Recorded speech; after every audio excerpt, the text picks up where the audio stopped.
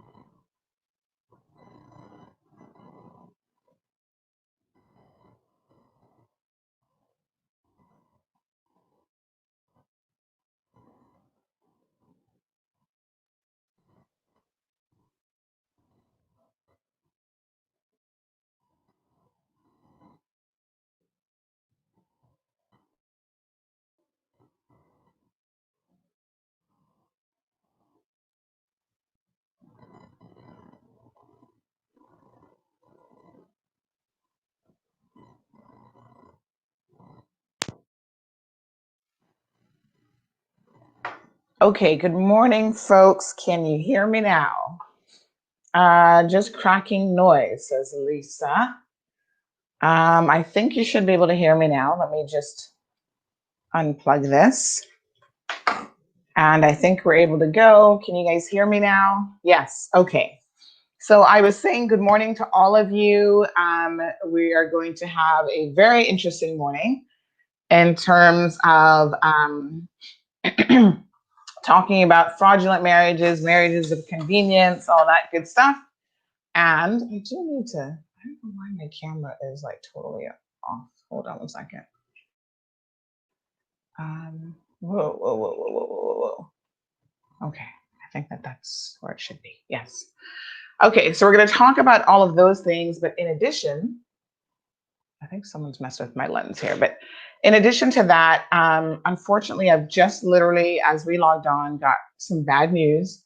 I never like to be the bearer of bad news in terms of, I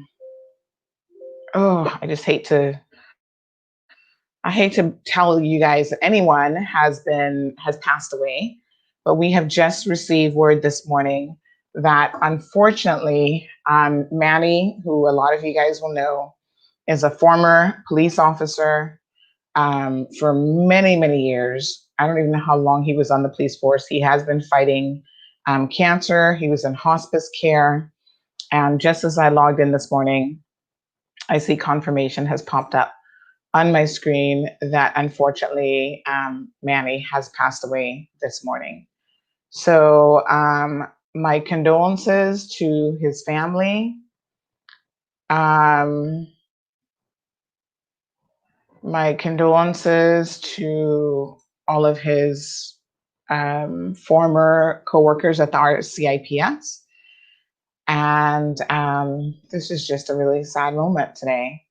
You know, just over the weekend, we posted a video of him having some visitors at hospice care. The premier had gone to visit him, and we knew that he was not doing well.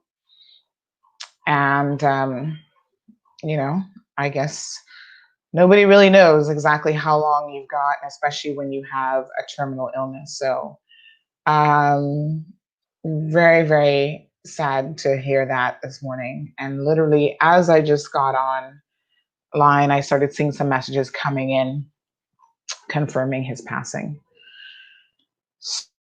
So, I did not personally know Manny, but I know people who knew him, and he was well respected, and just a very, very sad situation.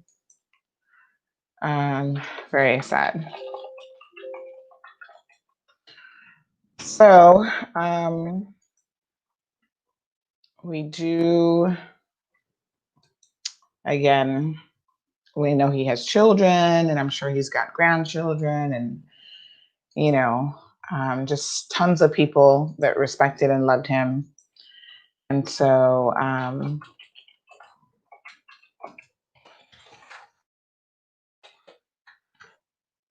yeah. So just condolences. So Ronika, thank you so much for tuning in. Miss Anne, thank you as well.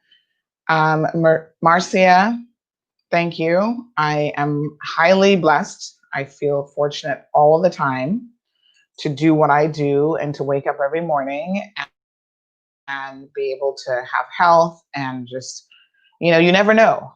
Sometimes you're not even well and you just don't know that you are. So you're walking around feeling incredibly blessed, and there's certainly nothing wrong with that. So what can we do? I mean, just wow. It's just one of those things, unfortunately. Jake, good morning, my friend. How are you? Jake is normally at the gym working out, so I suspect that this morning will be no different. And Irvlin says that Manny was a gentleman, calm and friendly, and that he was her husband's friend, Sherry Ann. Manny was her cousin. So I think a lot of people will definitely miss Manny. And, you know, he always seemed to have been in good spirits, no matter what, even when he was going through it. So we extend our condolences to, again, Manny Wilbert Miles, who has been in hospice care for a few weeks now. He has passed away. So our condolences to him. We did see that recently he was able to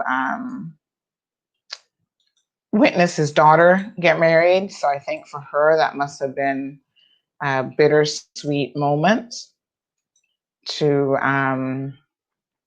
you know, be that fortunate to have your father there for you at a time like that. So, yeah, you guys will know that Manny will be incredibly missed. So Alice, good morning. Good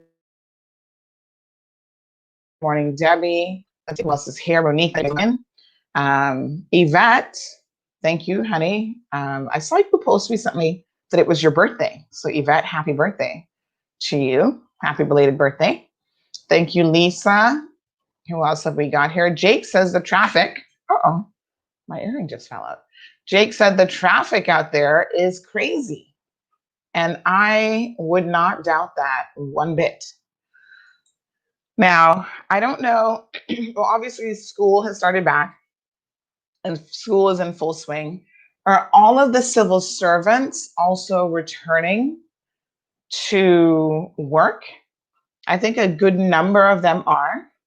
So there's that's going to be adding to the traffic. I kind of honestly wish that a lot of these corporate entities, like all the law firms, all of the civil service, all of the corporate administrators, I wish that they could just continue to work from home, because that would literally be thousands of people off the streets of, just off the streets every single day.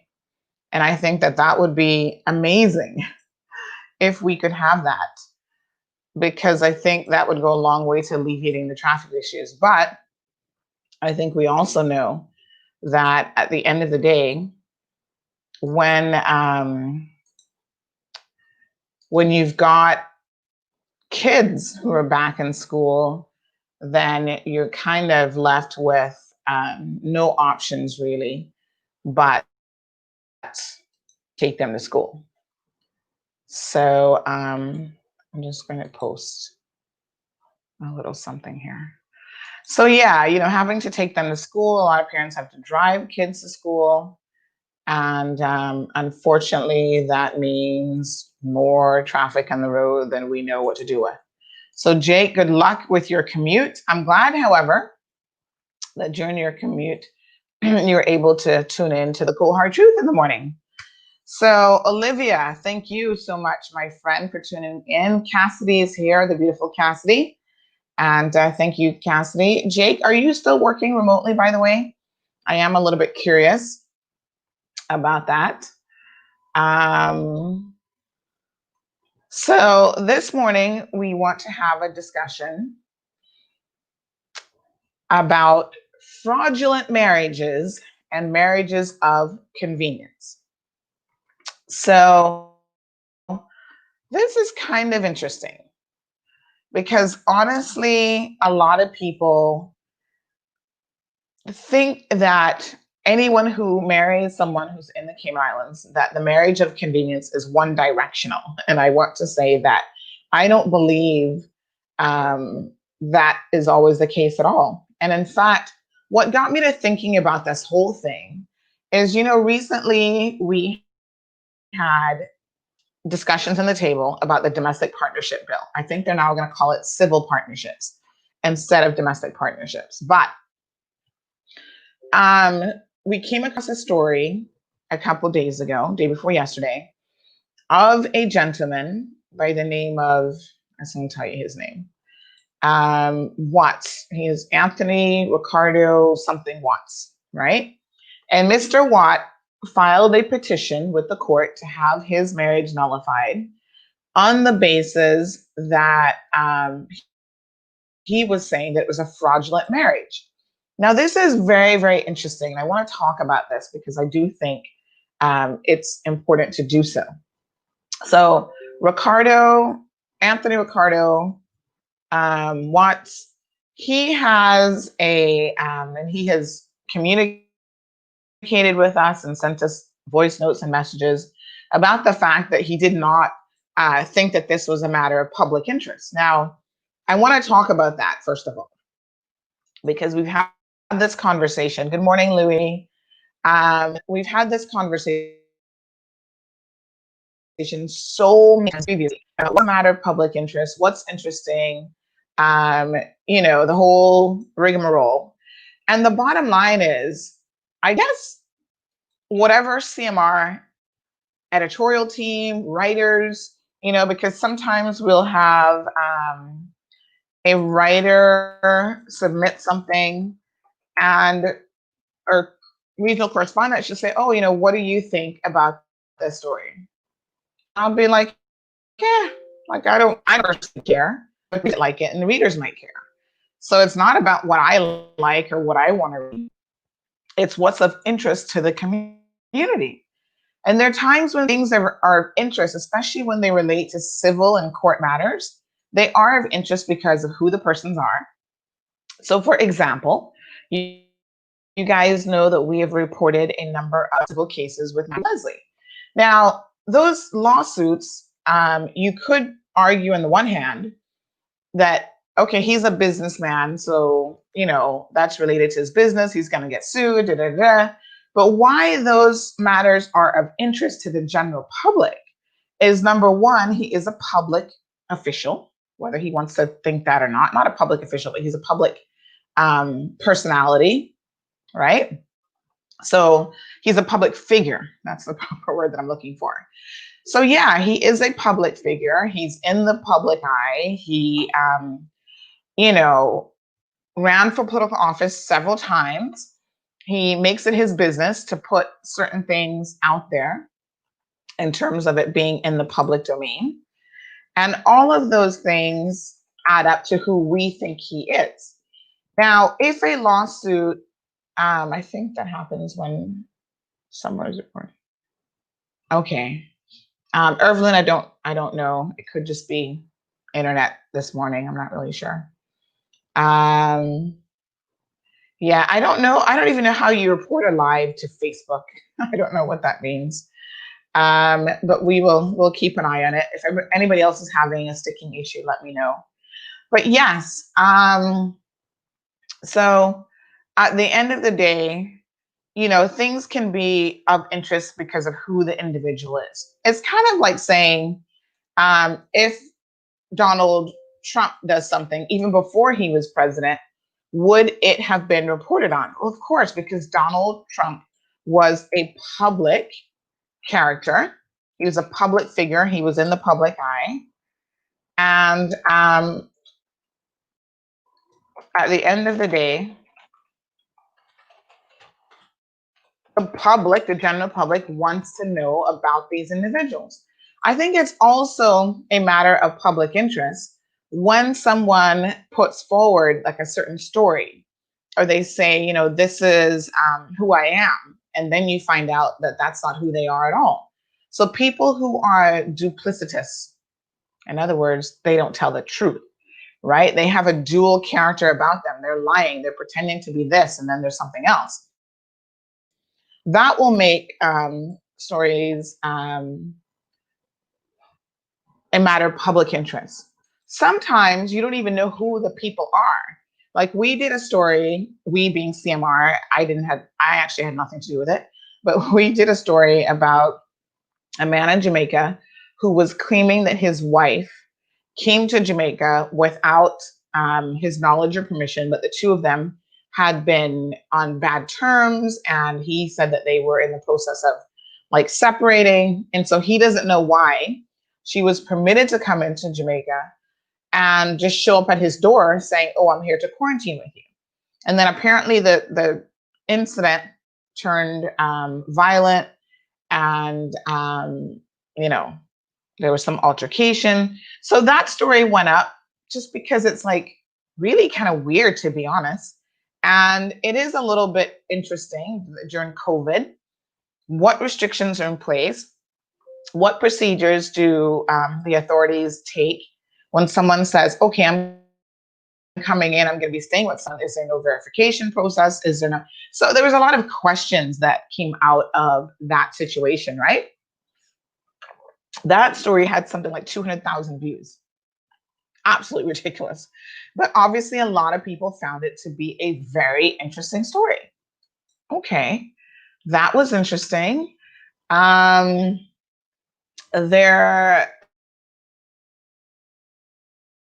just trying to think of some other examples of criminal activity. So crimes are, although it is a crime, it is still my life, and it's nobody's business. When you file a document, it's kind of, and listen to me, I've now been arrested, I think 9 or 10 times. I've honestly lost count. But every time I got arrested, even way before Cayman Road existed, 10 years ago was when my whole fiasco with the DPP's office started. And I got arrested for dog theft. I was the first person. Now, I didn't have a Facebook page like Cayman Road with 15,000 people, but I had a page with thousands of friends on Facebook. And I was the first person to say, I just got arrested. As a matter of fact, here's the funniest thing, the irony of it. When they came to arrest me and haul me off, I was on my phone. I can't remember if that time they put me in handcuffs or not. I can't remember. I know one time for sure, they put me in handcuffs in the back of the police car. All the other times it's been more like, we're here to arrest you. I think twice they came to arrest me and then they took me. And then the other times, now it's gotten to the point where they just send me the notice. They just have the bailiff serve me. Oh, hear that thunder out there. So the bailiff just shows up and I'm like, okay, thanks for the thing. You know, they don't actually arrest me. They've already charged me by the time I get the documentation, right?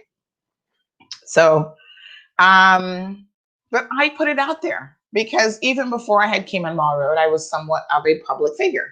I also had ran for political office. I was very much in the public eye.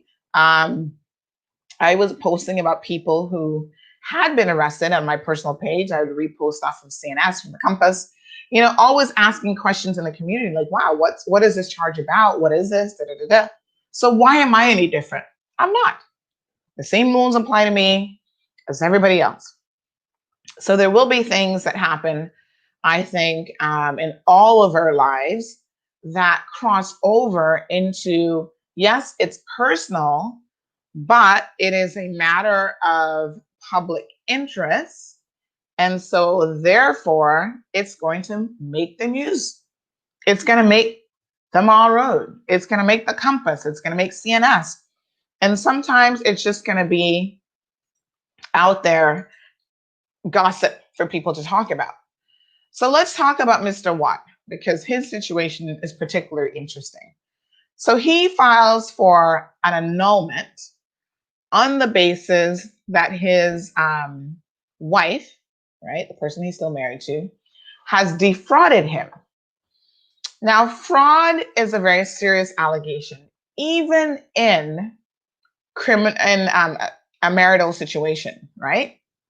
So for someone to allege fraud and for the judge to have to sit down and think about what that means, what has been done here, and does that amount to a fraud, is actually a very serious question. And it is a matter of, consideration for the courts. And not only, is it a matter of consideration for the courts, but the judge will say certain things in his or her decision that will make you pause and consider, wow, if I'm in this situation, could I have alleged fraud against my spouse? So good morning, Larry. Thank you so much for tuning in. Good morning, Dean and Miss Janet. So nice to see you. Barbara's here for it. Yes, the weather is perfect to just relax yourselves, folks. So in case you missed the story, I'm going to just recap and I'll share the link here so you can have a look at it. So this guy gets married to this woman and it doesn't seem like they haven't had a very long courtship based on what he said. Now, let me clarify something. When you submit a petition to the court, right, you have to do what's called an affidavit.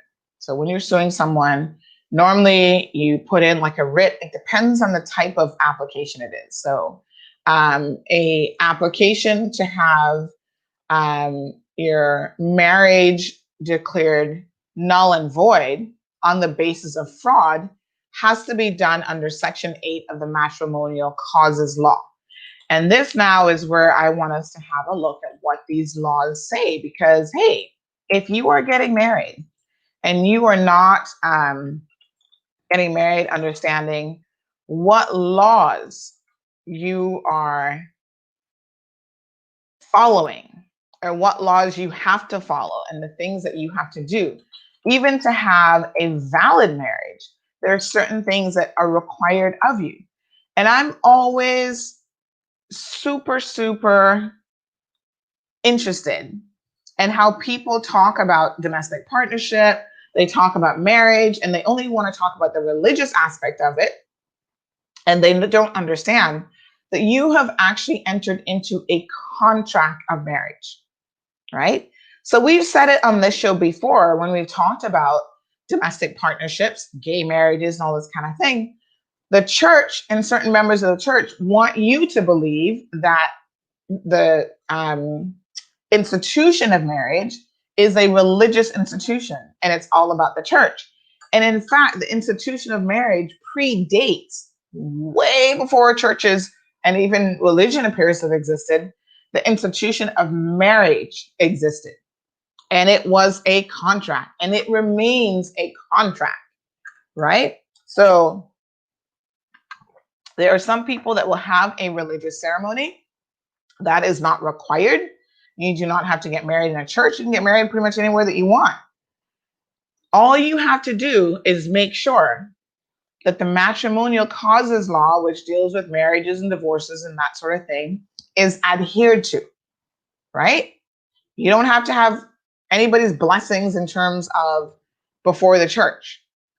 So it is peculiar, and it is very interesting that the church has such a vested interest in what it says is protecting the sanctity of marriage, when in fact marriage is a contract, just like any other contract that you enter into.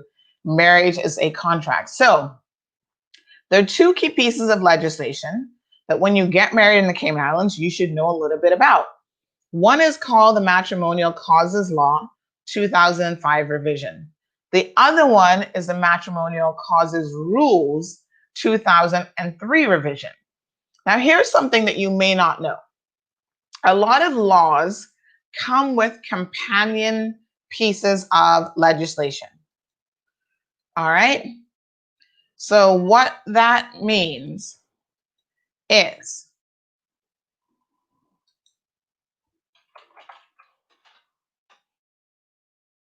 the Matrimonial Causes Law, for example, is the primary law, but then there will be things that talk about like the forms or how you do certain things. And that additional information is contained in the rules, but they have to be read together and they go together, right? So we're going to have a look at both. For example, the arrangement of the rules. So when we look at the Matrimonial Causes rules, it has in it things about, the mode of making an application. How do you apply the Grand Court rules, which is the Grand Court rules are like the Bible for dealing with any sort of civil case, right? So all of the Grand Court matters that go to Grand Court, they're pretty much contained in the Grand Court rules. And it's like 200 and something pages. And it tells you if you're going to sue for defamation, you have to sue under this section of the Grand Court rules. These are the forms, this is the format. So it is very, very technical. And that's why you do things like hire a lawyer when you need to do so. So within the Grand Court rules, it looks very similar to the law itself. It starts out with a definition section, and then it goes in how to do stuff by affidavits, how to submit a petition. So for example, if you're applying to get a divorce and to basically, end your marriage, you have to present what's called a petition for divorce. And there is a section under which you can do it where you're applying under the 2-year rules. In other words, you haven't been married for 2 years. And there's tons of things contained in the rules about how you do it. How do you go through the process of filing for a divorce? Here are the forms. Rule 24 talks about notice of application under Rule 4. Rule 11, directions for acknowledgement of service. Then they have a matrimonial causes registry. So there's tons of different things and very specific procedures that you have to follow when you apply for either divorce or a petition to have your marriage nullified. So when you apply to have your marriage dissolved, the Cayman Islands is not what we would call in the US a no-fault jurisdiction. What that means is when you want to get a divorce, you need to tell the court why, right? You can't just waltz in there and be like, I'm tired of my wife. I'm ready to move on. I want a divorce. There are multiple sections under which you can apply. And trust me, all of this is bringing back my law school days doing the PPC. We had to go through on our exam, we had a question about divorces, and we had to go through and talk about the technical aspects of, how someone gets a divorce, because you have to do it the right way in order to affect or to really get a divorce, right? So there are grounds on which you can apply for a divorce. And within the grounds, there is also the ability for you to claim or for you to say that you want to have it nullified. Now, what does it mean when you say you're seeking to have it nullified? Basically, what that is to have a marriage annulled is you saying that I want to act like this marriage never happened, right? So an annulled marriage in the UK and under, the Cayman Islands law has to have certain factors for that section to even apply. So you can't just say, I don't like her, right? I'm going to get it annulled. No. You can apply for a divorce petition. And I think I'm trying to remember how many exact causes. I'll tell you what, give me 1 second and I'm going to tell you exactly where we're at with this. So there are a number of different reasons, like you can claim. I'm just trying to go off the top of my head. There isn't really one about irreconcilable differences, like how they have in the States. It's kind of like a catch-all. There isn't really one here, but there's things like, okay, if your spouse cheats on you, you can apply under the law to have the marriage dissolved on that basis. So you can get a divorce on the basis of infidelity. And when you do that, you actually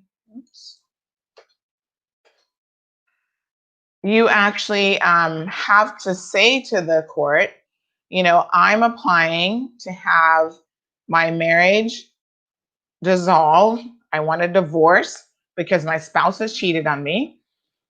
And in fact, the court will go one step further and you have to support your allegations with an affidavit. So you've got to say, this is why I know my wife is cheating on me. And you can even call, or you could even name, this is how antiquated our laws are, you could also name the other person, in other words, who your spouse is cheating with, in your divorce petition. So you can say, yeah, my wife is cheating with John Ebanks. And here's why I think that. And here's the information that I have.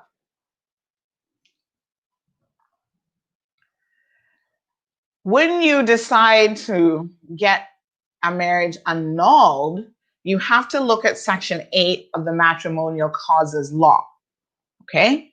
And that section now of the law talks about what you can stipulate, what you can say as it relates to why am I, because the court considers it a very serious application if you're going to say, I want this marriage annulled, which means for all intents and purposes, it never happened, right? So you can only get an annulment under certain things that are considered very, very serious.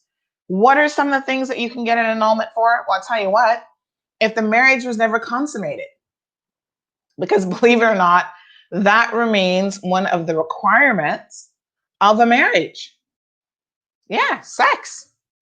I mean, it sounds kind of interesting and peculiar, especially when we're talking about domestic partnership bills or civil unions, and people are saying, listen, I could very well enter into a civil union, but never actually want to have sex with the person. Well, under the marriage law as it stands now, you have to have sex with a person in order for that marriage to be consummated, validated, whatever you want to call it. So it is entirely possible, as strange as it may sound, it is entirely possible for you to file for a marriage to be annulled on the basis that the marriage has not been consummated. Let's look at Section 8 then of the Matrimonial Causes Law and see exactly what Section 8 says. So Section 8 talks about grounds for pronouncing a decree of nullity of marriage. So this is what we're talking about when we say that you're going to get a marriage annulled. So for the purpose of this section, a marriage is void if, okay, subsection A, little I, if within the prohibited decree, it is within it is within the prohibited degrees of sanguinity or affinity. So in other words, you married your relative. It's incest. And the law prohibits you from marrying certain people.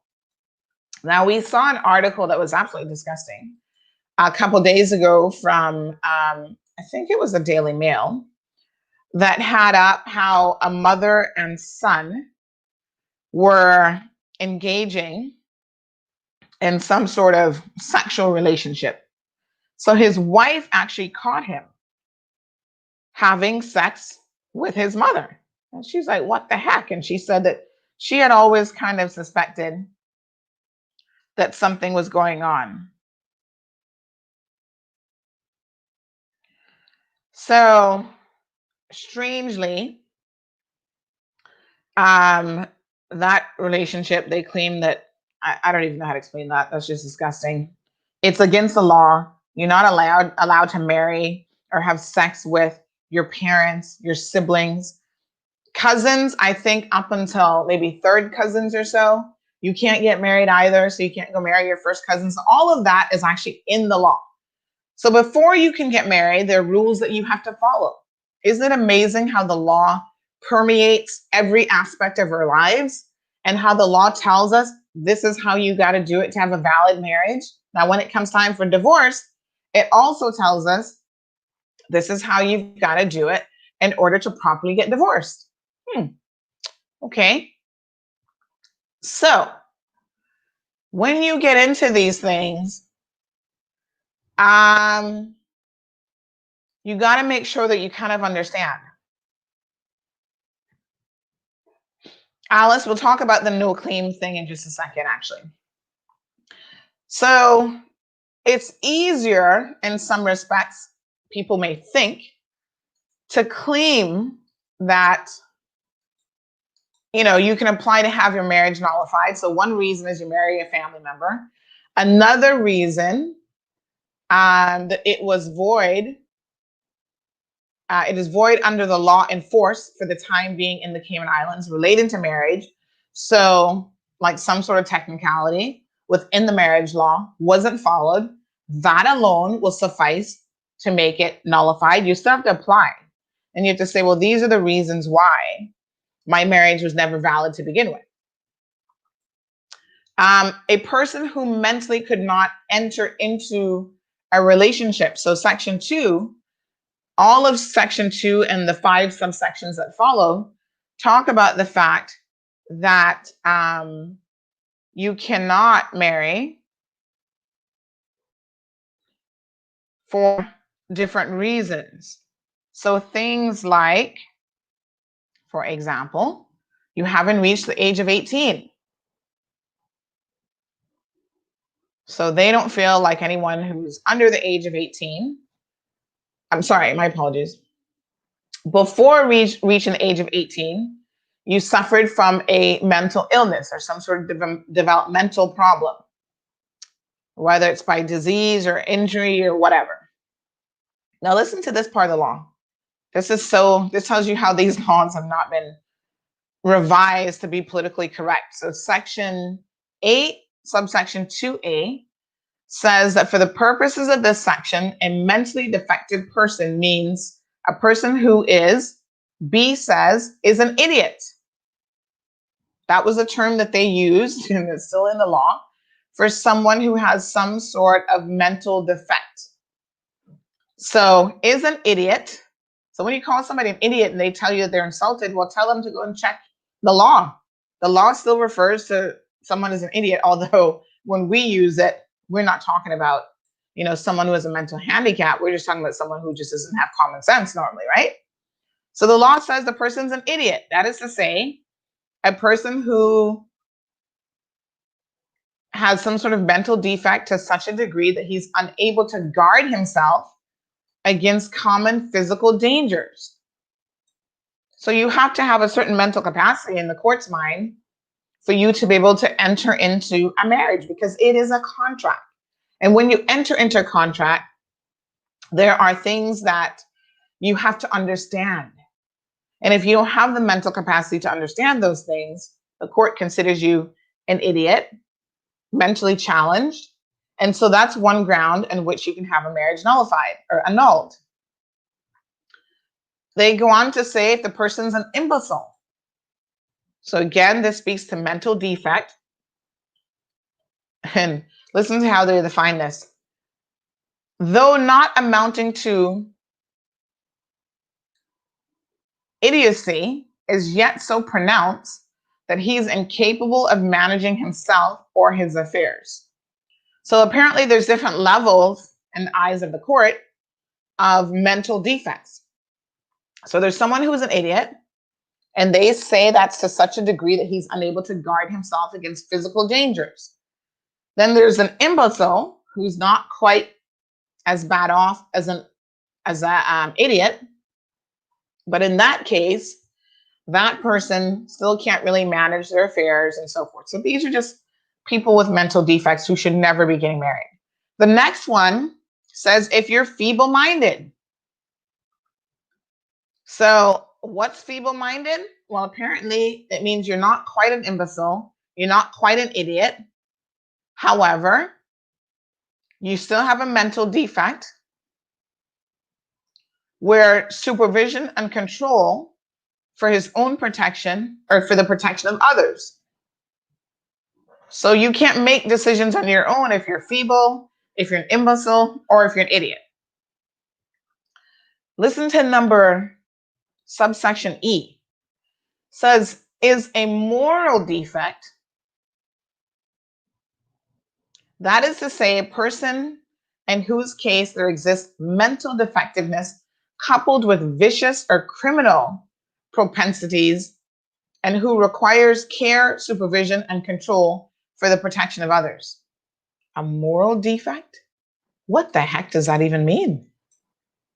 I mean, I don't know if anyone has ever applied to have a marriage declared annulled under that section of a moral defect, but that would certainly be a case that would be of public interest. So these things are interesting. Who knew that all of these provisions existed?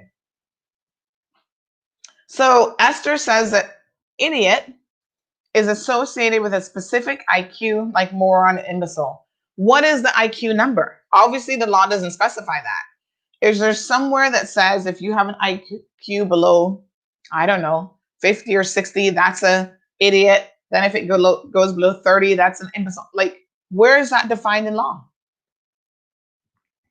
Marshall, happy hump day to you. So the law continues to say, all right, there's other things that you can apply for. Bigamy. So this is under subsection 1B. So if at the time that you got married, the person was already married to someone else, that's bigamy, then you can apply, and that can be a criminal offense as well, folks, just for the record. People have gone to court for that. So you can then apply to have a marriage annulled on that basis, because that makes total sense. Because at the time that you got married, marriage law did not actually have the legal right, the legal capacity to even get married. So that's an easy one, because they were married to somebody else. You can't be married under the law to more than one person. And the next section, which is the section that Mr. Watt used, is that the parties were not virtually consenting thereto by reason of duress, fraud, or incapacity of mind. Now, incapacity of mind, to me, that means like maybe you were drunk or something and you didn't know what you were doing.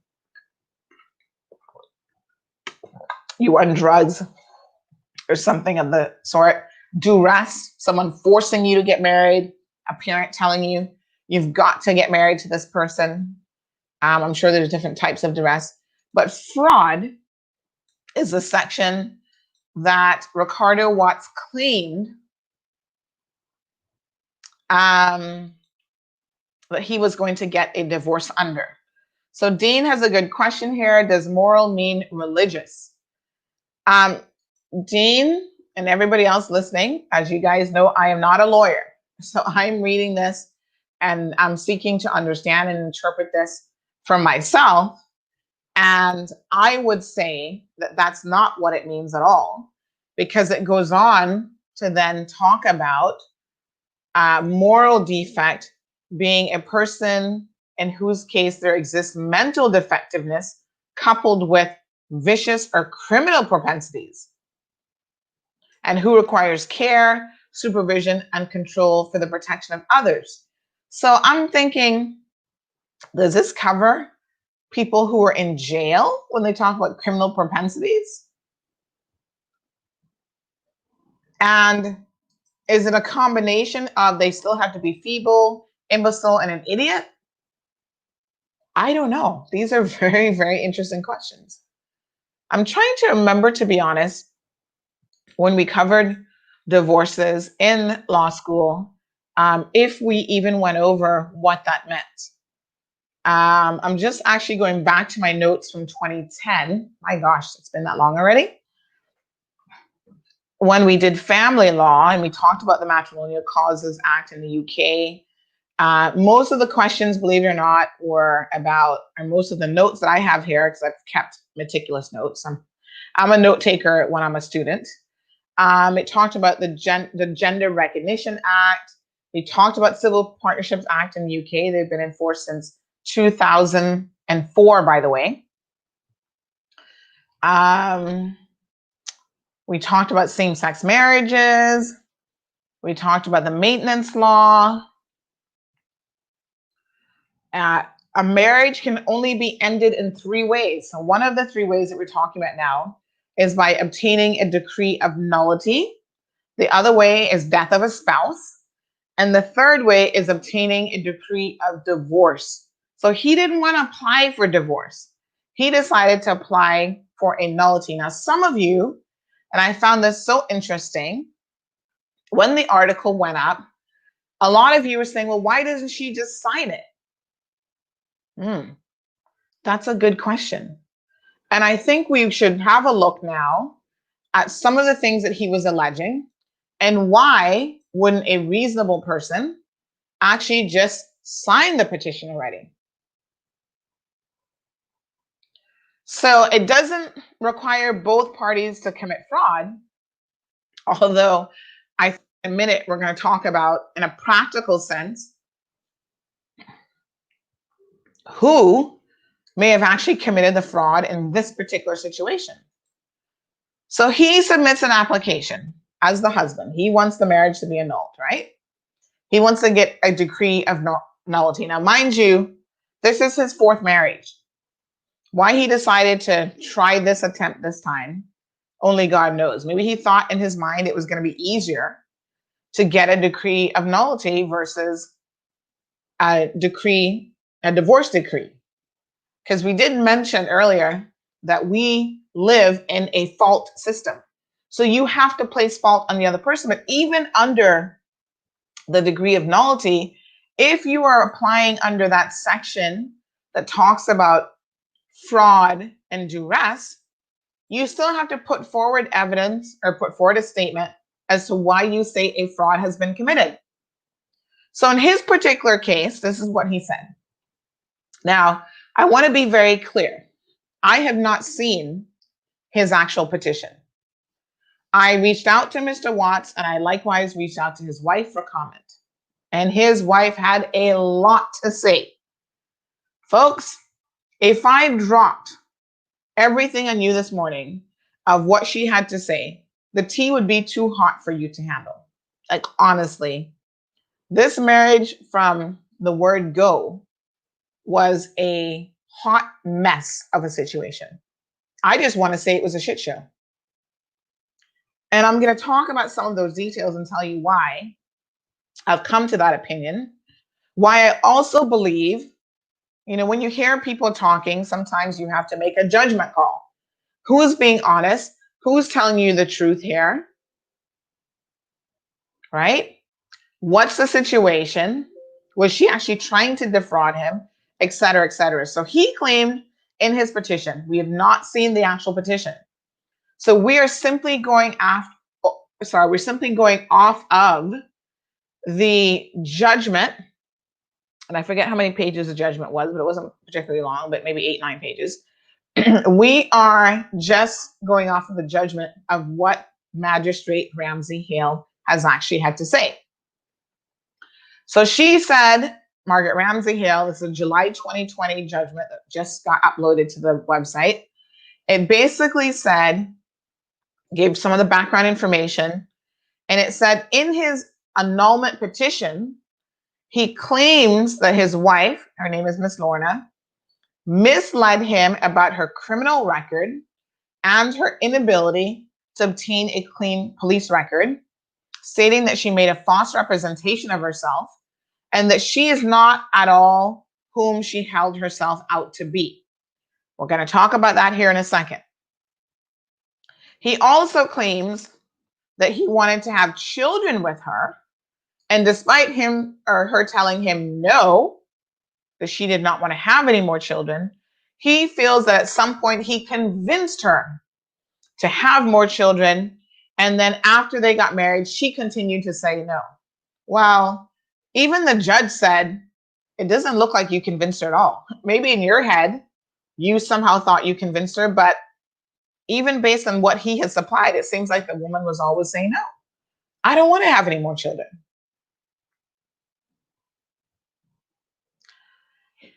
Sometimes when we are in relationships, we hear what we want to hear and we see what we want to see. And that does not always represent the true position. So yes, there are times that we are delusional. We enter into a relationship and we think the person likes pizza. And they're like, no, I've never told you I like pizza. Maybe in the first couple of dates, I ate pizza to kind of, placate you because Domino's is your favorite restaurant or whatever. Now, I must say, Miss Lorna here, is actually a very attractive woman. She's from Jamaica. She lives partly in, I think it's Mandeville, Jamaica. She also lives in the US part of the time. And so those were the primary reasons that he claims that he needs to get this marriage nullified, because she basically committed a fraud when she misled him about her ability to get a police clearance certificate. Now, here's the bizarre thing about that logic. Morning, Alice. Morning, Debbie. Hi, Morna. His evidence to support this contention that she somehow defrauded him was that she was trying to get the petition, the police clearance certificate, and she was unsuccessful in doing so because the office in Jamaica where she was supposed to get it from had moved, and there was something about archiving of documents or whatever, and they would have to do like a manual search, right? So they had moved their location, and that was an issue. So more like a technical administrative issue. Then the courthouse burnt down. So there's some issue about a courthouse burning down. So even in his annulment application, his petition, his affidavit, he talked about her making efforts to get the certificate, but was prevented from doing so because of these other things. But then he concludes, I guess, that she's not able to get the police clearance certificate because she had some sort of allegation made against her 11 years ago. So she had actually told this to her husband-to-be, that there was a domestic incident about 11 years ago that had been dismissed by the court. Now, if someone is upfront with you, so Irvlyn, Alice, if the man tells you, I have a police record, or I was arrested and this is what happened. It got thrown out, it got dismissed, I was found not guilty. You then cannot turn around and use that to say the person committed fraud against you, because what's the fraud? They were actually honest with you and said, listen, something happened in my past, and this is what it is. Let's take a quick commercial break. When we come back, we're going to delve into what she has said versus what's in his petition, and why no rightful thinking person, I have to agree with Miss Lorna here, would ever sign this petition of nullity and agree to this. Because basically she would be agreeing that she defrauded him. We'll be right back after these messages. Miracle Brokers International is a shipping, moving, and logistics company. You get all our expertise in one stop. Our motto is shop, ship, and save. All shipments are important to MBI, and will track your items during shipment, clear through customs on arrival, and deliver to your door. MBI will spend the time in lines to get your cargo for you so you can be more productive with your time. Miracle Brokers, the solution broker. 345-925-5989 or miraclebrokers.com.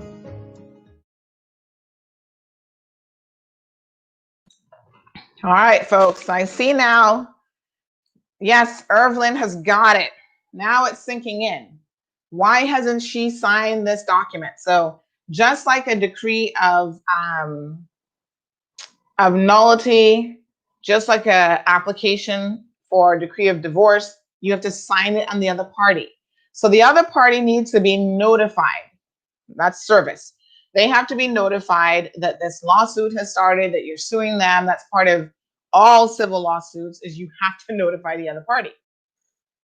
There's some exceptions for like certain types of injunctions. They don't necessarily require notice.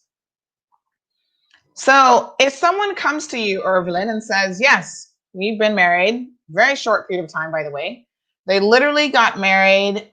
He traveled to Jamaica in November, and they got married in November the 16th of 2019. And by the way, normally there is a stipulation in the law in terms of, I'm trying to remember how quickly,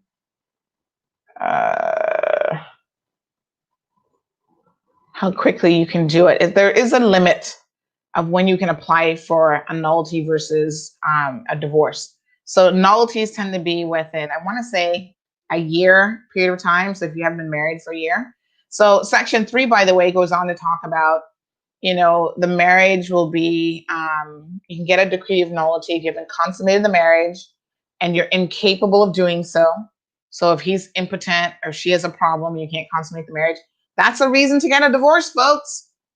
So again, we're talking about the marriage is sanctified in the eyes of God. I don't know how God feels about divorce, but if someone is unwilling, so even if there's a willful refusal of the respondent to consummate the marriage, or the person is physically incapable, if you're unsound mind, mental defect, as we saw earlier, subject to fits of insanity and epilepsy. So imagine if you have epileptic fits, seizures, that can be a reason to get your marriage nullified. Now that's kind of crazy, because we know there are a lot of people who suffer from epilepsy. They have seizures and they can be controlled by medication. But your spouse could apply and say, well, I don't want to be married to her. She has seizures. She has epilepsy. Here's another one. You guys may not know. You can get your marriage nullified if the respondent, so in other words, the person that you're serving on, at the time of the marriage had a venereal disease. What? Yes. They had syphilis, gonorrhea, HIV. Venereal diseases cover the gamut. You can also get the marriage nullified that at the time of the marriage, if the other person, the respondent, was pregnant for somebody else. Yeah. These are all reasons to get your marriage nullified. Now, Section 10 talks about the grounds for a divorce, which we can go through here in a second. Yes, Alice, trust me. Like I said, I feel like that commercial? I'm not a lawyer, but I slept at the Holiday Inn last night because I'm bringing you the facts here, right? Lisa wants to know, is this only in the Cayman Islands? Well, whatever jurisdiction you're in, you have got to make sure you know the laws of that jurisdiction. So I can't say that this is only in the Cayman Islands because most of our laws are based on UK legislation. Sometimes the UK has progressed to the point of updating their legislation beyond what we have done, because we seem to be very slow to update things. But I would dare say that our marriage law and all of these sections about nullity and divorce at some point would have mirrored or been very close to what the position was in the UK. Because normally what we do is we copy and paste our laws. We change very little, except when it comes to domestic partnerships. We change very little when it comes to the laws of this country. We are a UK territory, jurisdiction, overseas territory, whatever you want to call us. And so we just toe the line. So the UK may have updated to remove words like imbecile and idiot and that sort of thing, which wouldn't be considered politically correct anymore. I don't know if they have. But every jurisdiction has its own laws. That's why sometimes you've got to be careful. Now, the peculiar thing about this, right? Obviously, Mr. Watts lives here in the Cayman Islands, but his wife does not live here. And she has never lived in the matrimonial home, to be honest. And in addition to that, they got married in Jamaica. So there were some questions in my mind about the Cayman Islands even being the correct venue for a petition to be filed. But that's a whole other legal question. And that was not what the judge, for the purposes of this case, that's not what she was looking at. So he alleged fraud for two basic reasons. Claims that, she misled him, and the quotes were, "She's not at all whom she held herself out to be." And he relies then on the fact that she made a false representation of herself and she can't get this police clearance certificate. Now, we have spoken to his wife at length. He refused to give any official comment. He was like, this is nobody's business. This is my own business. I don't appreciate you guys reporting on this. And I'm like, sir, you filed a petition of nullity, which then a judge has made a decision that is good law on our books, right? That decision is publicly available for anyone to write on. Go on the judicial website, folks. All the cases are there. The decisions are there from the judges. Judges have to put decisions in writing at the grand court level. So why do you think this is a private matter? This is not a private matter. He seems to think. You know what is so amazing? When you get married, you have to do the, what do they call it? The posting of banns, where you post up that you are getting married in this jurisdiction. He went to Jamaica, so I don't know what the requirements are in Jamaica. But in the Cayman Islands, you have to publicly post up that you're getting married. I forget what the, let me just see if I can tell you how long you have to do it for. I want to say it's at least a week.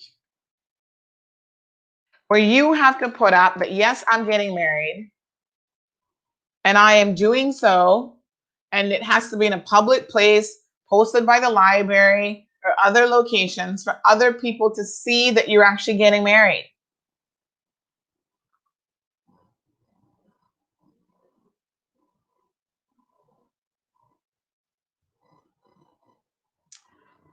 So,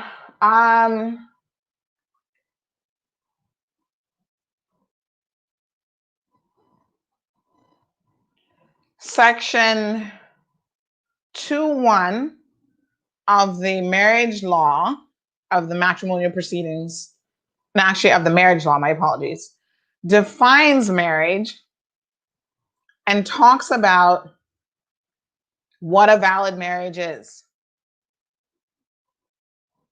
And there are certain requirements procedurally that have to be followed. You know, for example, just like you can't have a funeral after the sun sets, I'm pretty sure, and I'm going to double check this, that you probably can't have a marriage after the sun sets as well. There's like a time limit of when you can do certain things.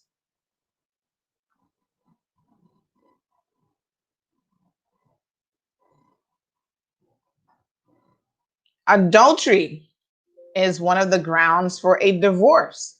So if you want to get a divorce, you've got several grounds that you can apply under.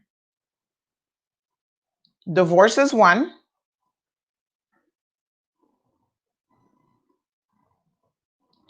So you have to establish one or more of the grounds under section 10, 1A through E. And you also have to show that as a result of that, the marriage has been irretrievably broken down. And that's where you get into the facts of the why. All right. So Miss Lorna shared a lot of information. Thank you. Oh, Miss Joy. Thank you so much. She is the marriage expert. So if you guys want to get married, talk to Miss Joy because she's going to know all the requirements. So she says the hours of marriage are from 6 a.m. to 8 p.m. Banns must be posted for 7 days. There you go. 7 clear days. Now, what does 7 clear days mean? Is that not inclusive of holidays, for example? Right? So there are a lot of requirements, that you have to follow in order to have a valid marriage. So you want to get married, you got to make sure that you know the law. Now that he wants to get a divorce or an annulment in this case, and he's claiming, you know, she defrauded me. She didn't tell me about her criminal past. I thought she was somebody else. The judge said, no, actually, the decision in this case was based on the facts. This did not meet the test of what is fraud. So what is fraud? Now, the judgment made mention of the fact that she came to the Cayman Islands, and this was kind of weird to me. I wasn't quite sure how this happened, but she managed to come to the Cayman Islands in December of 2019. I think she visited before then. But anyway, when she came in September of 2019, right, she was going to visit for about a month. She only stayed for 10 days. So she cut her trip short. She left the matrimonial home and she has never returned. So let's comprehend where we're at. You get married in November, right? November the 16th. In December, so less than a month later, you come to the Cayman Islands, you're intending to stay for a month. How did she come in as a visitor, even on that trip, because I'm assuming she came in as a visitor, without a police clearance certificate? I don't know. He claims that, you know, she would have needed the police clearance certificate to apply for her residency under marriage to be able to stay here. Now I'm going to get into some of the details of what she has said versus what his petition said. And there are some differences that make you wonder and recognize that someone is not telling the truth here. And after reading the judgment, listen to the young lady and what she has said. I'm going to side with her in terms of who I'm going to believe. I'm going to tell you why. Right. So she came in. It is strange, Evelyn. She came in. She was going to stay for a month. She stayed for 10 days. Now, what I have since discovered about that 10-day period of time is she did not even remain with him for the 10 days. The relationship was so contentious. Aha. Dodette, you are a smart cookie. Hold on a second. I think you're onto something. So she did not remain with him for the 10 days. It is my understanding that she may have been there 3 or 4 days before it became intolerable for her to remain in the so-called matrimonial home. I mean, it wasn't ever really the matrimonial home yet. And so she left the home. She was so distressed by what she experienced and what she went through whilst being with him for just 3 or 4 days that she sought to return back to her home country of Jamaica. And in the interim, she was not prepared to stay in the same household, apartment, whatever it is, with him. Now listen, I'm not trying to embarrass Mr. Watt. That's not my intention here. What I will say is that the details that she shared about him on a personal level, right, of issues even before they got married, when he went in November to get married, because this was a couple who met on Facebook. She's involved in the church. She's a Christian lady. She's not having premarital sex and all these other things. He claims that he's in the church as well, and he's a pastor, and he is doing, all these live streams on social media, talking about what God expects of you and what you must do. He has actually, after 3 failed marriages, written a book on how to have a successful marriage. So maybe now he is the expert on this. I don't know. But now we're on marriage number 4, which also by all accounts is now a failed marriage. So he's written a book on women, what you need to do, because it's always the woman's fault, what you need to do in order to have a successful marriage with a man. And it seems like the burden is mostly on the woman to do all of the right things. Well, what about the burden being on the man to treat his wife with respect, not curse at her, not call her names, not call her a whore because she wanted to meet with the pastor, to have a word with the pastor privately, right? How about the burden being on you to sexually gratify your wife? Say, for example, hypothetically speaking, a person was impotent. That means you can't consummate the marriage, right? That in and of itself would potentially be grounds for an annulment. So there's so many other things that play into a situation like this that we, the public, don't always know. When someone applies to court and they put forward their position in an affidavit, in a lawsuit, you read it. That does not necessarily represent the truth. That represents their position. It is then for the judge and the other party to say, hold on a second, that isn't true. I'm going to submit my own affidavit of fact. And an affidavit of fact speaks to what has transpired. So this was a shotgun wedding. And listen to me, this wife is willing to admit that she did not, they were talking for a while, just casually on social media. And Glenn, again, yes, Karen, here we go again with the church. He claimed he's a man of God and he's in church. And so the first time he suggested to her, we should get married, she actually thought it was a joke. because there'd been no discourse in that area. Like, I'm attracted to you. It wasn't that sort of a conversation up until that point. And all of a sudden the man talking about we should get married. It was like, what? Is this a joke? So he planted the seeds of, oh, let's get married. And she said, no, I don't think we know each other well enough. They continued to talk. And then he continued to work in God. Women, be careful of the devils you find in church. Well, God wants us to get married. This is ordained by God, he says. And now he wants to claim that this is a fraud. So was the fraud ordained by God? Like, what the heck is going on here? He's getting divine messages because he knows this woman and her faith. He's getting divine messages that God wants the two of them to get married. So she agrees, and they start planning this wedding in November, right? Yes, darling, we're going to send you the money to pay for the wedding. And you show up with no money in hand. You have to borrow money to make a contribution to the wedding.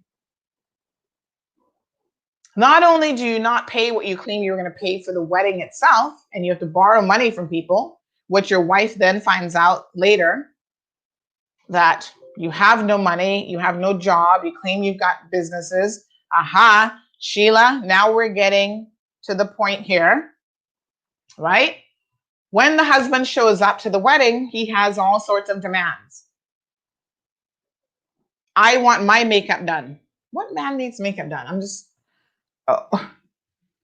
I cannot even.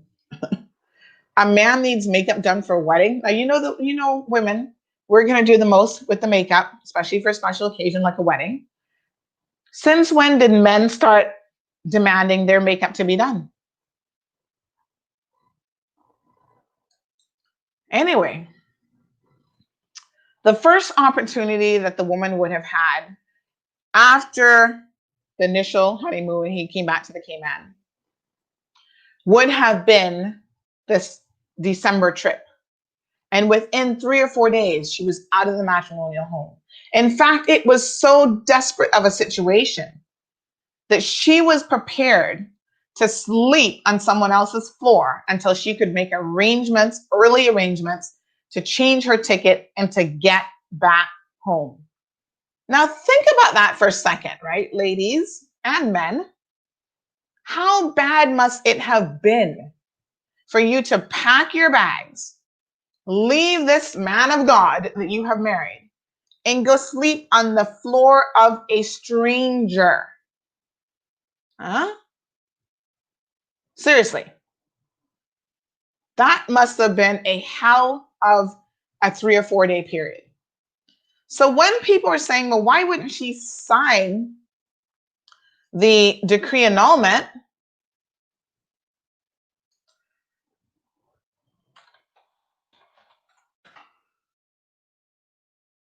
Let me tell you why. Someone has sent in a social media, a WhatsApp comment. So sometimes I know you guys don't want to comment publicly. So do remember 324-1612. You can send in your comments. I'm just having a read of that now.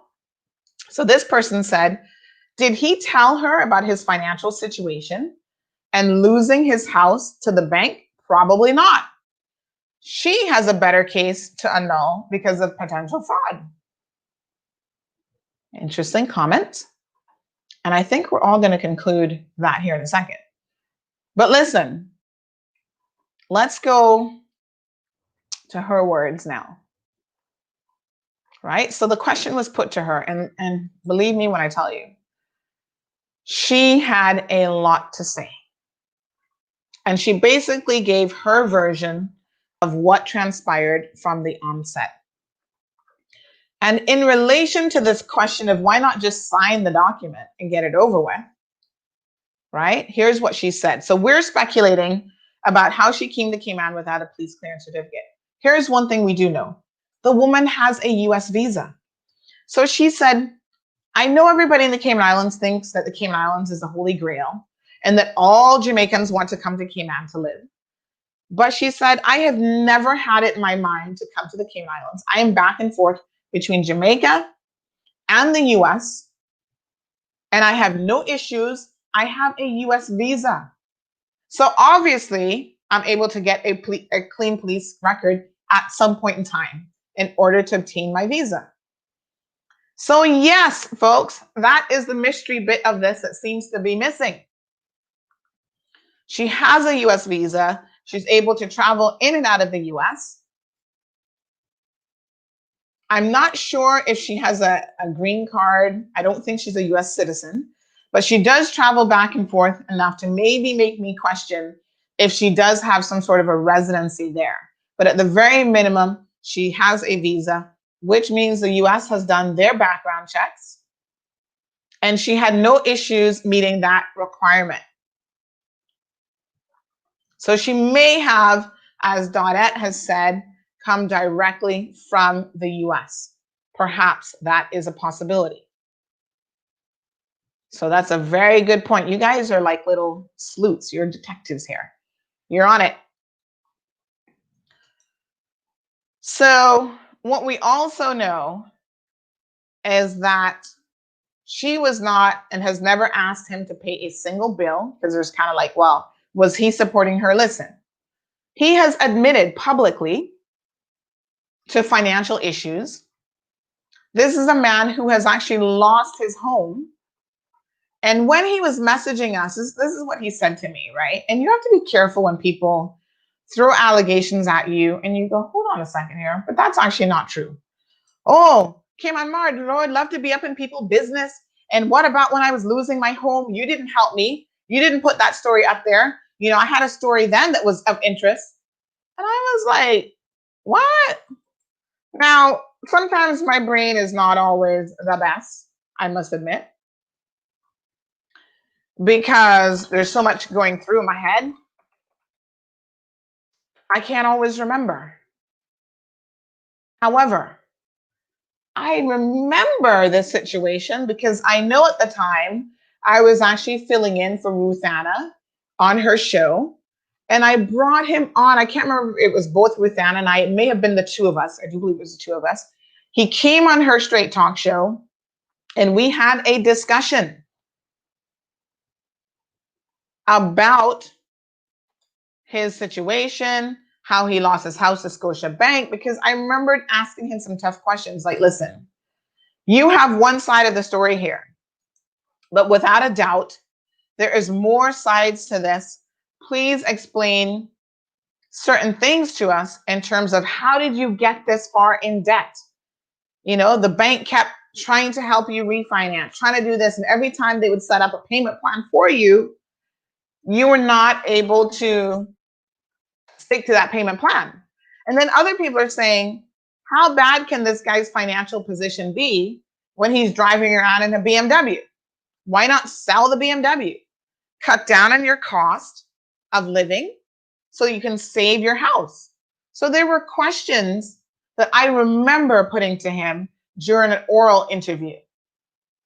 So when he said that we didn't cover this story, I thought to myself, well, how long ago was it? Because it's possible that Cayman Mall Road, which only started some 3 years ago, wasn't around then, and maybe that's why we didn't cover it. Well, guess what, folks? The devil is a liar, and apparently so is Mr. Watts. Let me show you the proof in the pudding. So this is a man who can't even be honest when he's talking to us or talking to me about, you know, oh, well, he has an opinion of Cayman Mall Road and this and that, and we get in people's business. But when it's getting into his business to help him, we can't do it. And I thought to myself, are you sure? So you know me, little typing fingers. And boom, there's the evidence, my dear friends. Be careful when you lie upon people, you know. December the 29th, 2007, we did a story on Mr. Watts about him losing his home. Now, he has several different names that he goes by. So his legal name, I don't even know how it came in this article to be Gregory Watts, but that might be one of 3 or 4 names that he goes by, right? So I looked it up and I sent this to him. I said, but hold on a second. Here's the story. Oh, well, I must have been wrong about that part. Well, then, what else might you have been wrong about? We have in here an entire video where he was criminally evicted, he says, from his home. He tried to sue Scotiabank to remain in the home. In this situation, we have the ruling of that court. It was a 2016 decision by the Grand Court, right? I'll put the link there so you guys can read it. Scotiabank and Gregory Anthony Ricardo Watt. You can read all the details there of what transpired. So listen to me for a second here, folks. Here's a man who says to Cayman Law Road, a court judgment is my personal business. That has nothing to do, that is nobody else's business. But yet, a court judgment back in 2016, which he was happy to talk about. Happy for us to see the 57-page judgment, which was not in his favor, which he was calling a criminal eviction. We could share all of the details of that judgment without a problem. How does that make any sense? That's also a civil case, sir. Just like your divorce petition is a civil case. You say it's of public interest because your argument is if it can happen to you and you can get evicted under such circumstances, it can happen to other people. So it's a public interest. Right. Just like your marital situation, my dear friend. If you were claiming fraud and that this one defrauded you, there could be tons of other people out there as well who are thinking, well, did my spouse trick me into this marriage and defraud me also? Because now I want to have it nullified. Dodette, thank you so much for posting the relevant sections of the law. You can check that out. So the whole story gets a little bit muddled. Let's go back to the wife. So the wife, we reached out to her. She has provided a lot of information. She, in fact, is happy to even provide to us the documents that were served on her. So here's one of the things she said. He told me to start planning for the wedding, which I paid the first installments on. He said he would have refunded the money, which he didn't. Okay. All right. He had another marriage that lasted about 8 months. So once her story went up, he claims that the story is false and he's going to contact his lawyers. So he makes an allegation that, oh, I haven't been married 4 or 5 times. That's not right. Blah, blah, blah. Okay. The only problem with that is he has actually done a podcast himself where he admits and he says, oh, you'd be surprised to know that I have been married 4 times. No, sir. We wouldn't be surprised to know because you're the one who seems to forget the truth. So we know that you've been married that many times. And in fact, someone was more than happy to share that link with us. So we can put the link out there. In your own words, you say that you've been married 4 times. So how are we defaming your character if we only state something that has been said? Well, these people are lying on him. They're not telling the truth. Well, apparently the church sisters, not his wife, but members of the church came forward when the story first went up and provided a good degree of information. You know, one of the primary reasons that I believe what the wife says is her version, not knowing what I had heard from other people, matches precisely what other church sisters have said to us at Cayman Mall Road. So this is a man who people, when the article went up, were not surprised. Right? So the wife says, anyway, it was a platonic thing for a minute until he boldly said to me, he's looking me. I look, you know. I look, you, you know. You know, my patois is like the worst. So they met on Facebook in March of 2019. They briefly talked. She was overseas at the time. She was not even in Jamaica. She didn't communicate back with him until August. And then it seems between August and November, he was on a hunt.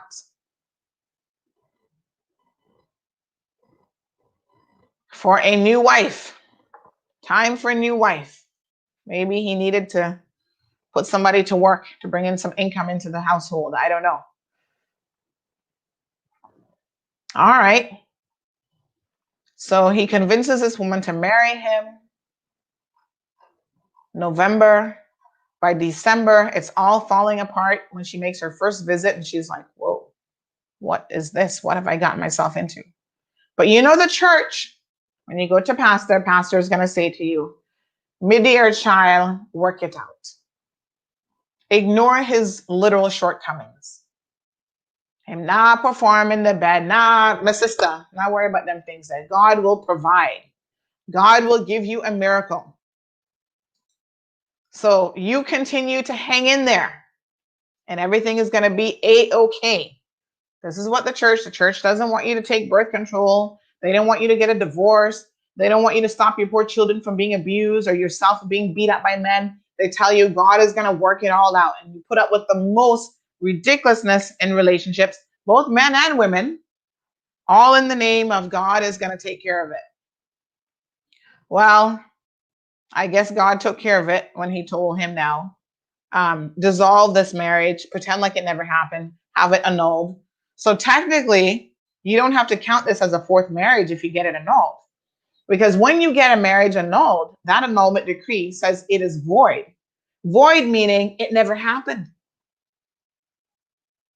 You guys remember Matthew Leslie's marriage was annulled? We've talked about that. And you guys remember the grounds in which it was annulled? These are public documents. So when a marriage is annulled, you don't count it as a marriage. So you know when you go to get married again, Ms. Joy can confirm this, they're going to ask you how many times you've been married before, and you put down that you're a divorcee, you've been married once, twice, whatever. If this was voided, he could just say, oh, I was only married 3 times. It doesn't count.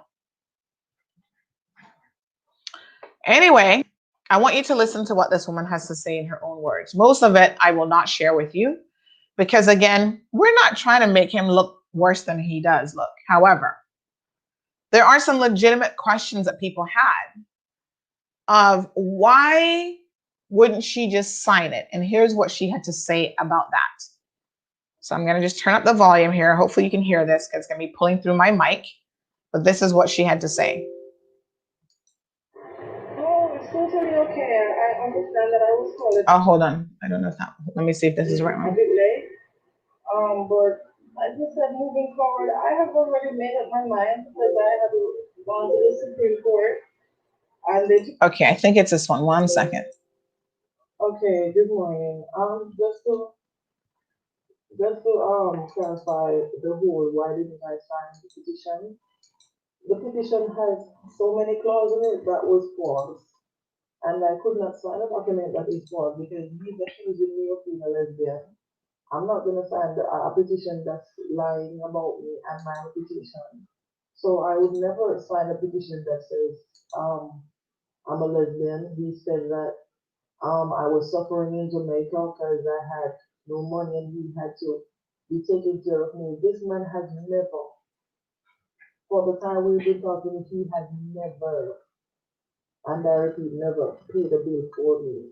So I don't know why people be commenting, but people be commenting because they don't know the truth. All right. So she says he makes other allegations in the petition, which the magistrate did not even put in her judgment, such as she is a lesbian and she was, I guess, relying on him or whatever.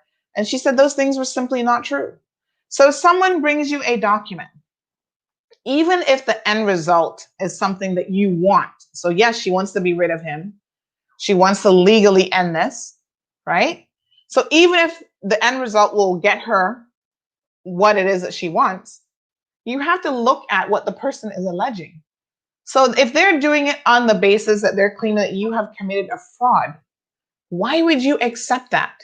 Why would you sign off on that? It doesn't make any sense to me that you would, because you're admitting that you are a lesbian, I guess, that you have tried to defraud him, that you lied about your ability to obtain a police clearance certificate and all these other things. So she said, no, I didn't. Those things were lies. And I'm not going to agree to a document or sign a document, the basis on which it is founded on nothing but lies. Well, to me, that makes perfect sense. I understand that fully. Now, maybe he thought that the grounds for a divorce, which is in the marriage law, let me see if I have a copy of that one. I do have a lot of laws on my computer, I must say, that I have them from when I was in law school. Sometimes they've been revised since then, so I always try to double check that I'm dealing with the latest version of a law. But I think anything to do with marriages and stuff, none of that has been updated anytime recently. So I don't think I have that one. Nonetheless, the laws are there, folks, publicly available. Remember when there was a time when you had to pay for the laws and you had to go down to the Legislative Assembly and get a copy of it? I guess if you want a hard copy, those things still exist. But electronically these days, you can get an electronic copy of any law, all available online. All the laws.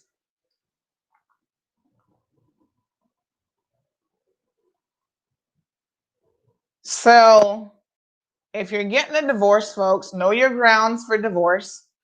Don't misuse Section 8 of the Matrimonial Causes Law, thinking that it is easier to prove fraud than anything else, because it does not seem that that's the case. The judge will have to look at the circumstances, look at what you have claimed to be the case.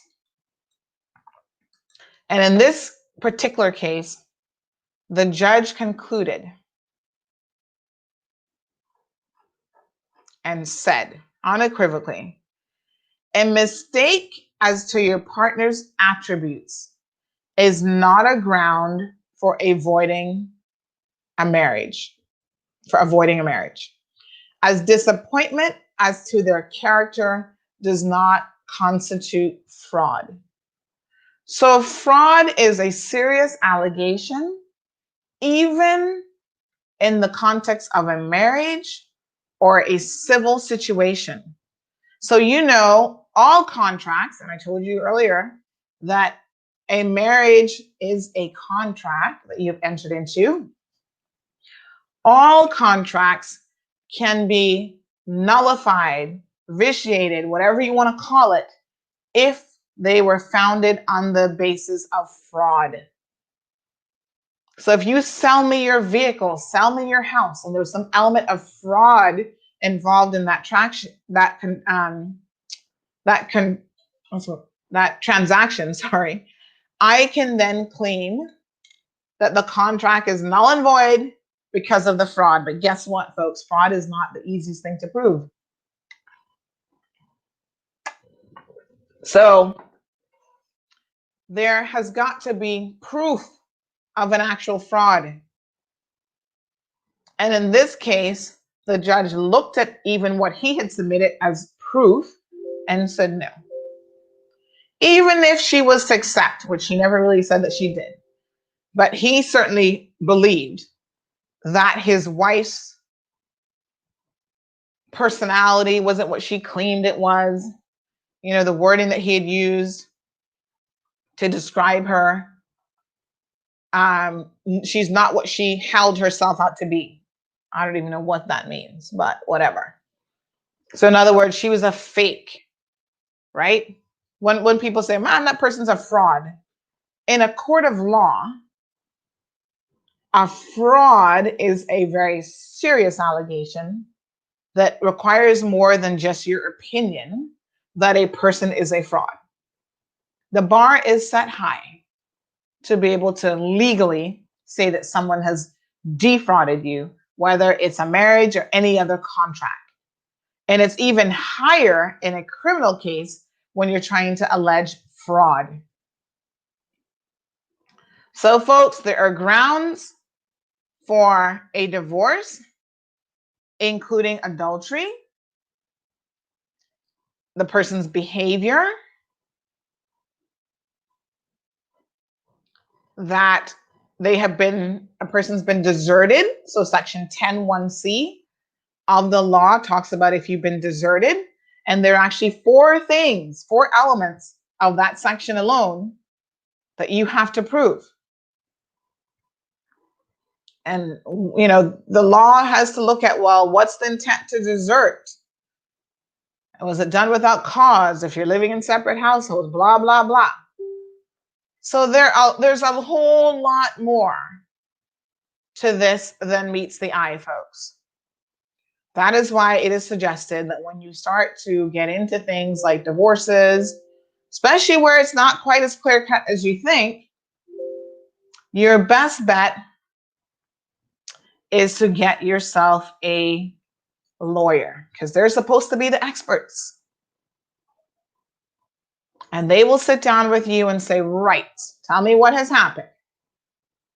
And then we look at section 10(1)(a) through E. Adultery is the first one. The person has behaved in such a manner that the petitioner cannot reasonably be expected to live with the respondent. All right, get your evidence together. Deserted is section C. D is the parties have lived apart for a continuous period of at least 2 years. So that's another option.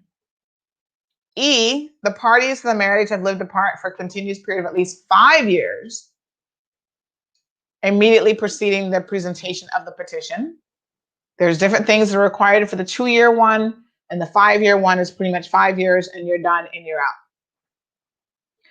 The grounds for the petition have to be established. You have to show that because of those reasons, the marriage has broken down irretrievably, and that there's no material impediment under the law that would mean or give a reason for why the decree should not be allowed.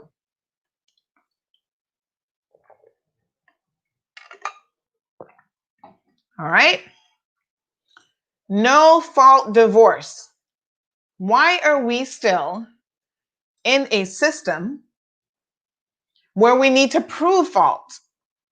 This is kind of interesting, because the Attorney General has suggested some time ago that we need to now move out of the 18th century with some of our legislation and come to the point where we would have no-fault divorces? Well, this has been discussed as far back as at least 2018,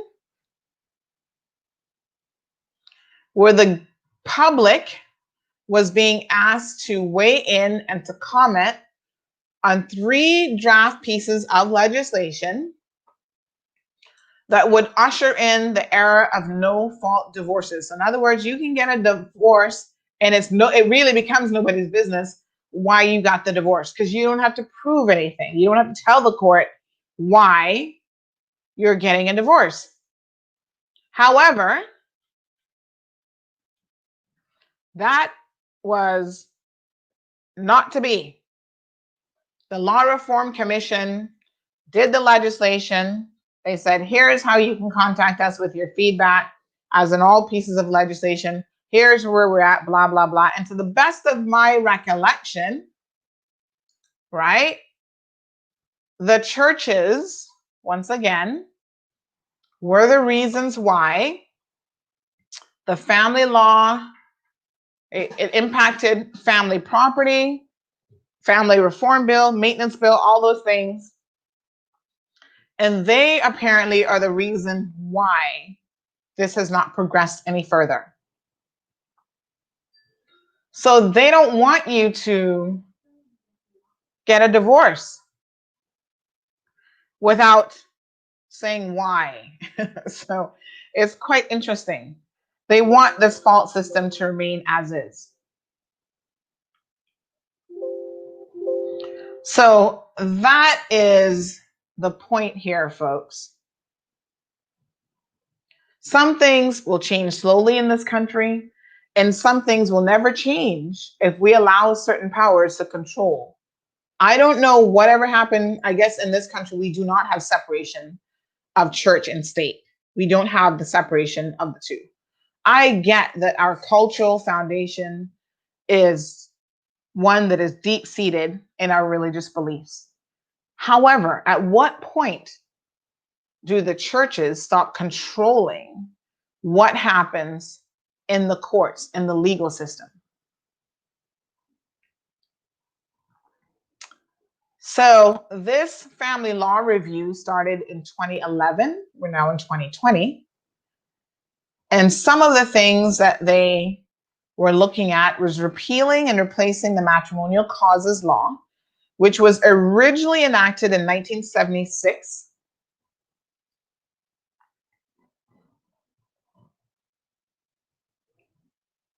With number 1, creating a single ground for divorce, irretrievable breakdown. That's it.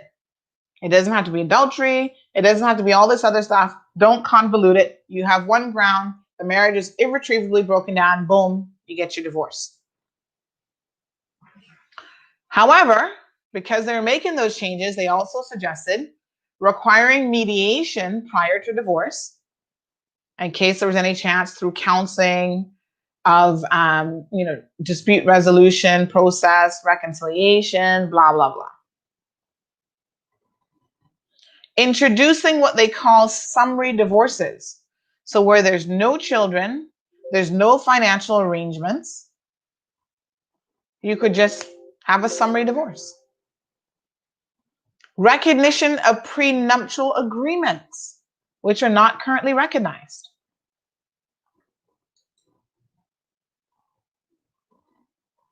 Power of the Grand Court to grant ancillary relief to resident persons under decrees made in other jurisdictions.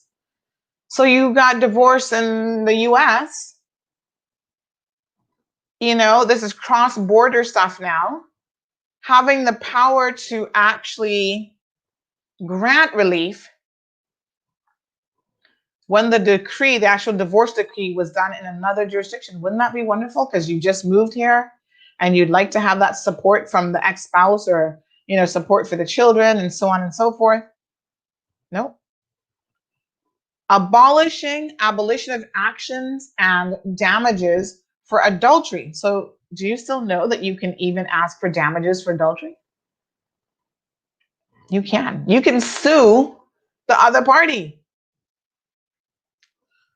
So there is an interesting element to this. I don't even know where this has been left, is if this will ever be done now. But there was discussions on it. We can try to follow up to see, if there has been any further discourse on this. But in my mind, I think, as I recall, in terms of what happened, the churches were up in an uproar. No, everybody's going to get divorced. Well, do you really stop people from getting a divorce who want to get a divorce? I mean, we have a 50% at least divorce rate in this country anyway. So when people talk a lot about, civil partnerships, domestic partnerships, yada, yada, yada, I'm thinking, why is that, oh, you guys are going to be undermining marriage? Why is that such a concern when we already have a pretty high divorce rate? Like, do you really think that someone who's currently married and maybe they've realized that they're actually gay, like the 94-year-old man who some weeks ago in the US, I think it was, or the UK, finally said that he's been living his entire life at the age of 92 as a lie because he is gay and he's never been able to admit that. You think that he was going to jump any quicker than he did? Not really, because society still wouldn't have accepted him. If he could live this lie for 90-something years, I don't see why that has anything to do with anything. Now, to be as complete as I can be, let me say this. Mr. Watts is of the opinion that we published a story. He thinks that we've attacked him and we published a story because he has taken a position against gay marriages, which I do not agree with. I was like, what? I don't really, we are Facebook friends. We were, I think he since removed me 2 days ago, but I've actually never seen anything that he has posted about homosexuality or gays or anything else. I hardly have time, if you watch me carefully on Facebook, for my personal page because I'm so busy doing other things. So I've not seen anything that he's posted, so I don't even know what he's talking about. And that doesn't make any logical sense. So I'm going to put up a story about you, which is factual, and it talks about a court decision, which brings up a lot of interesting things. And you think it's because you have a different opinion on gay marriages? Dude, what are you talking about? Now, what I will say that has been recently discussed is marriages of convenience. So there's fraudulent marriages and there are marriages of convenience where the parties come together and they decide that they're going to marry so a person can have immigration benefits.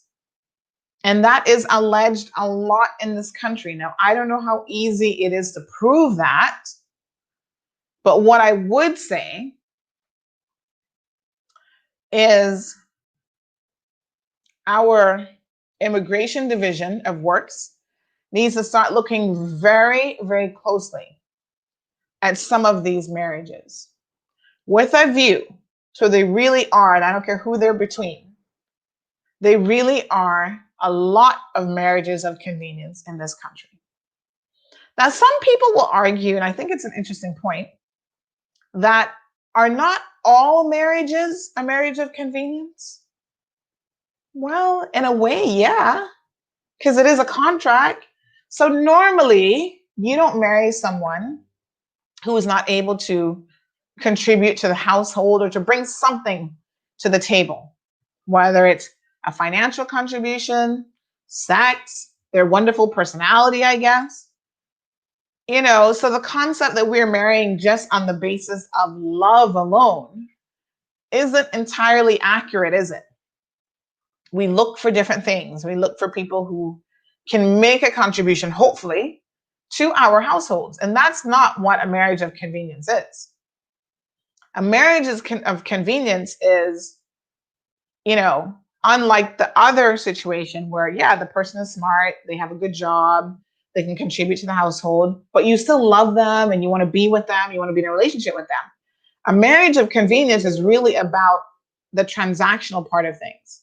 I will marry you. Maybe I'll give you a little $5,000 or whatever, or you pay me, right? I'm a Caymanian, so you pay me to marry you. Or every single month, once we get married, you are going to be doling out $500 a month to me. And for that, you get the benefit of not having to worry about your work permit and applying for work permit. And if you get residency under the grounds of marriage, eventually you're able to apply for status, et cetera, et cetera. There's a lot of them here, let me tell you. And there are some people who have been married 3, 4, 5 times, and literally every single marriage has been a marriage of convenience. And this is where immigration at some point has to go, wait a minute, girlfriend, you get married again? What is really going on here? It's against the law. You hardly hear of anyone being brought up on that, however. And so you have to wonder, how effective is that law when it comes to enforcement? Doesn't seem like it's very. But people are always talking your business on the streets. You know how it goes. Yes, that's a marriage of convenience. Sometimes it's very difficult to tell if it is a marriage of convenience because the parties on the outside are doing all the right things. So they're together, they go out together, they dine together, they're living together. They even have children together. But there's still that undercurrent that the day you become, unavailable to give me money or to pay my bills or whatever, then I'm done with you. At one point in time, historically speaking, all marriages were marriages of convenience. And this is when we talk about the fact that marriages or the institution of marriage has predated any religious contribution. All right, folks, we're out of time. Again, our condolences to the family of Mr. Manny Miles. Our thoughts and prayers are with him, or with his family, sorry. Thank you guys so much for tuning in this morning. Couple of birthday shout outs. So we have a birthday shout out for Catherine Smalden. Today is her birthday. Catherine, happy birthday. I think you're tuned in because you normally are. So happy birthday to you. And it looks like Jordana Ebanks Hurlston also has a birthday. Is that right? Is today your birthday, Joe? So happy birthday to Jordana as well. Let me see who else is celebrating a birthday today. Let me have a quick look and see if I can find my birthday greetings. So today is Wednesday, which means tomorrow we will have Tech Thursday. So make sure you tune in for Tech Thursday. First of all, we didn't really have a Tech Thursday last week because I was in Cayman Brac. And so the show schedule was not quite as precise. So this week, we're going to be talking about some news in relation to TikTok, some things with WhatsApp, and some changes that WhatsApp has implemented over the last couple of weeks, and some of the things that they're doing, and just kind of a review of like all tech news to keep you guys updated. So that's Tech Thursday. And listen, if you are a tech company and you are looking to sponsor our Tech Thursday segment, then do contact our sales department at sales@caymanmonroe.com. And you know that thousands of people watch these videos. Some days it's 4,000 or 5,000 people. By the way, I've got some other breaking news. I almost forgot. I got to start writing stuff down. I'm getting to that age now where I'm starting to forget a lot of things. Listen to this tidbit of information. Our friend on the Brac, friend to the show, Elvis McKeever, was arrested yesterday. Oh my God. Say it ain't so, folks, but it is. Poor Elvis has been arrested after people or someone has alleged that he is still growing a ganja plant or two at his property. Yes, you heard it here first on Cayman Mall Road. He was arrested yesterday. And someone said to me that they actually believe that this is an attempt to silence him after he appeared on our show on Friday. Because, you know, he dropped a couple names, including names of politicians. And so the timing is awfully convenient that literally 2 days later, 2 business days later, he has now been accused of some marijuana offense. Now, listen, he's on probation because remember he, you know, had a trial and whatever.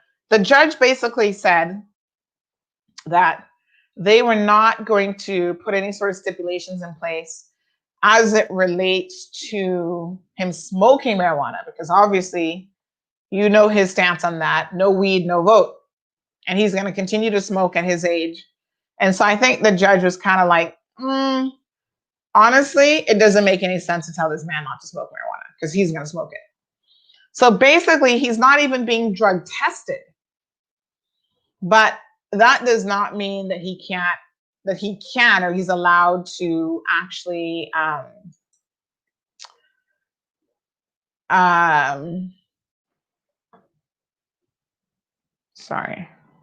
that he is allowed to actually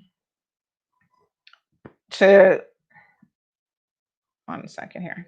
he is allowed to actually grow the plant. So he's not permitted to grow it. So apparently that is what they have now arrested him on.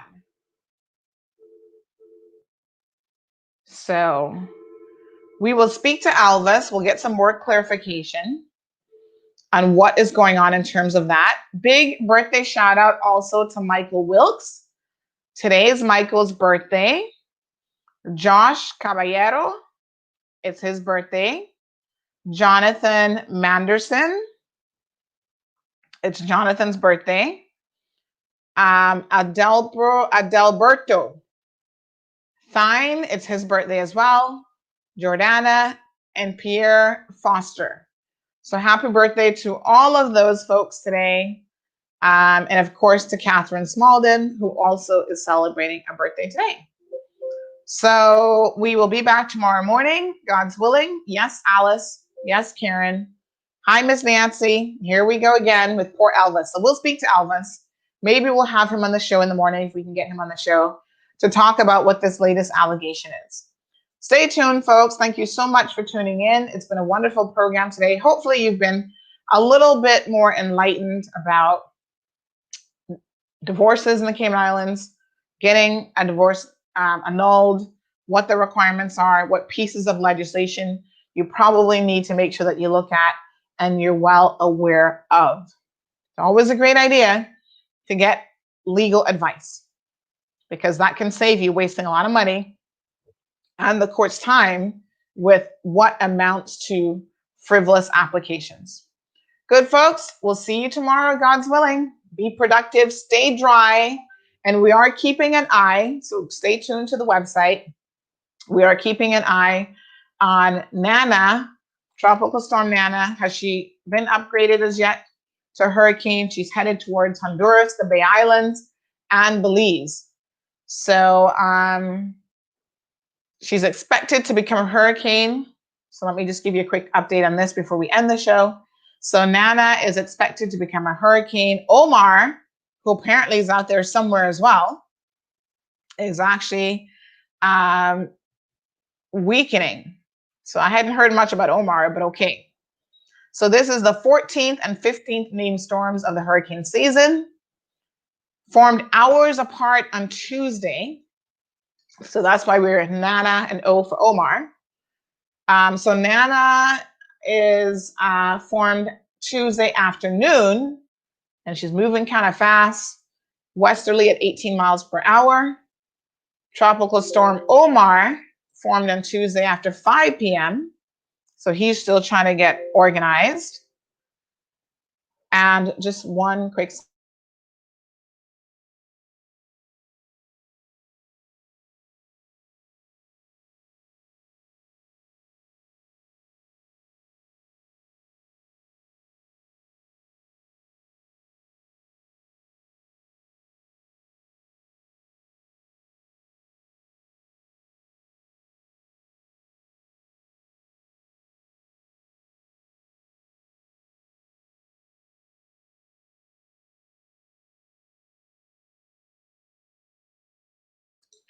All right, folks, my apologies. That was the security center calling because I forgot to turn off the alarm at the office this morning, and it went off, and they're just making sure that everything is okay. So when I heard the phone ringing, and I was like, oh, shoot.